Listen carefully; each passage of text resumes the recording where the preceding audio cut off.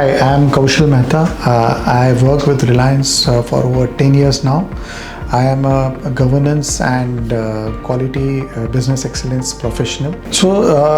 AI is the buzzword, but what is also going to be important is that how many use cases are actually getting executed on the ground, and very importantly, how do they ensure that they stay relevant 3 years down the line, 5 years down the line. The startups will have to be very clear about how they want to evolve over a period of time, keeping pace with the requirements without becoming irrelevant, and at the same time ensuring that they are adding value to the stakeholders. What must be understood by all the startup is that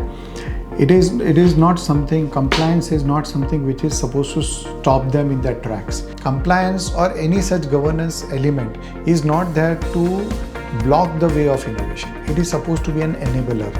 It is something which is going to help that innovation be nurtured, grow, and that is what is going to safeguard it from the forces in the ecosystem also.